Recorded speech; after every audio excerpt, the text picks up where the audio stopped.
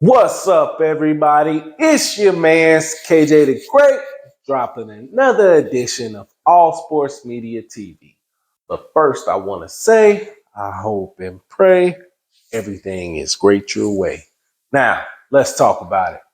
All right, y'all.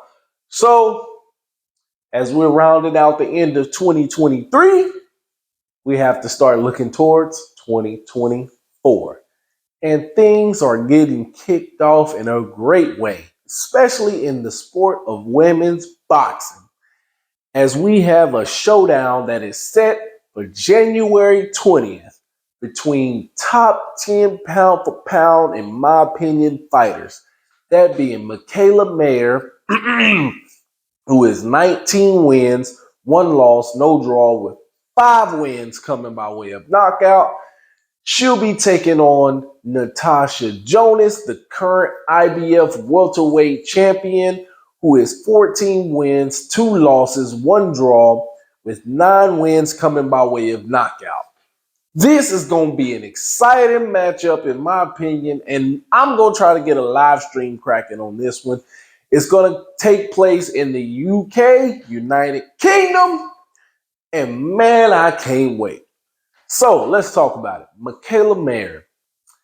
She suffered the first loss of her career to the current undisputed was a super featherweight champion who is currently under investigation or suspension.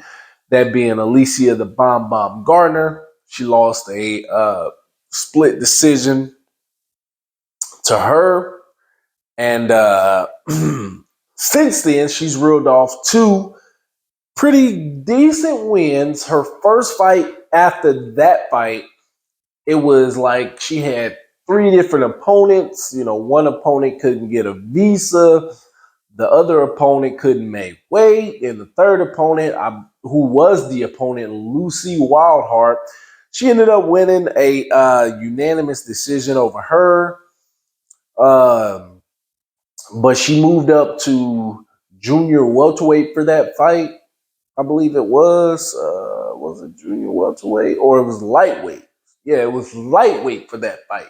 Excuse me, let me clarify. It was lightweight for that fight because she was lobbying for a potential fight with Katie Taylor, barring that Katie Taylor won the fight with Chantel Cameron and she would come back down. But Katie Taylor ended up losing that fight and she had a rematch clause. And Amanda Serrano had her own thing going. So there was really nothing for her at the moment at lightweight. So she moved up to junior welterweight and she fought Sylvia Bortat. I believe that's how you say that name. Nothing really going in that division. I'm not the hottest on knowing a lot about that division, but needless to say, she wanted to fight bigger names. Her name is solidified, so she moved up. In this fight, it will be, like I said before, at welterweight, 147 pounds. She's moving up from super featherweight, so that's 130 to 147. Now, she didn't look her best. I guess you can kind of say styles make fights when you're fighting a random opponent. As we've seen before, like even in the men's sport of boxing, when you've seen Anthony Joshua take his first loss of his career to Andy Ruiz, you know, you spend your whole camp training for this person and you fight this person, and just styles make fights. You know, you go in as the heavy favorite and then, you know, things happen. But we'll have to see. I watched the fight that she had with Sylvia Bortat. Really sharp with her jabs. Definitely moved well. Really good over the first half of the fight. I do believe she slowed down. I watched it. I won't say I do believe. She did slow down towards the second half of the fight. So I would expect her to be in better condition and be able to finish the second half of the fight better. But this is at a heavier weight. Now, Natasha Jonas, the first woman to win the British Boxer of the Year award. She was the unified middleweight champion, junior middleweight champion, 154 pounds.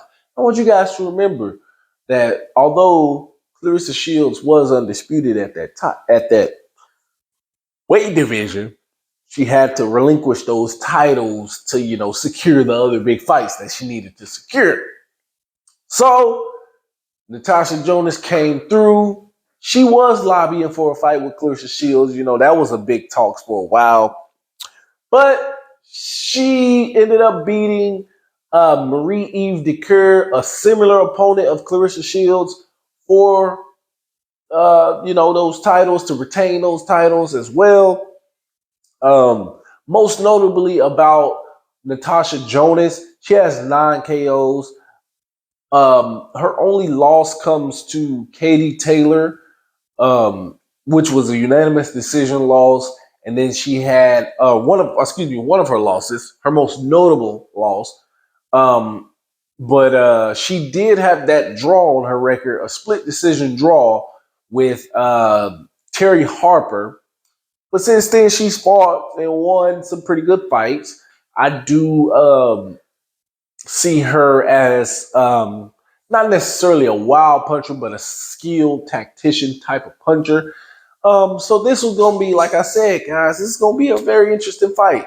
Natasha Jonas is 39 years old. Mikaela Mayer is 33 years old. So with this, we'll say, will age play a factor? But remember, Mikaela Mayer has a tendency to slow down over the second half of fights. So, again, what will be the big determining factor for this fight? Ultimately, I think this could be the type of fight that you could say for Mikaela Mayer, based off of her last 2 opponents. This could be that fight that's like, if you lose, okay, you may get another shot. There'd be that like, oh, people will be more leery to give you another shot. For Natasha Jonas, if she loses, this could be like, man, you've taken this loss, you took that loss, you had a draw, you're going to have to work to get back, plus you're 39. So it's one of those things, man. It's just a sport. It's just the way it goes sometimes. So let me know what you guys think. How do you think this fight is going to play out? I'm excited for this fight. Honestly, I believe both of these women, as of right now, are within the current top 10 pound for pound for female fighters. Maybe not the top 5. You could say somewhere between 7 and 10. But anytime you get women or men that are top 10 pound for pound fighters going at it, it's all worth it. And I'm all for it. So let me know what you guys think. Drop a comment in the comment section. Thank you guys for tuning in. Make sure you hit that like button. Make sure you hit that subscribe button. Thank you guys. I appreciate it all. Peace.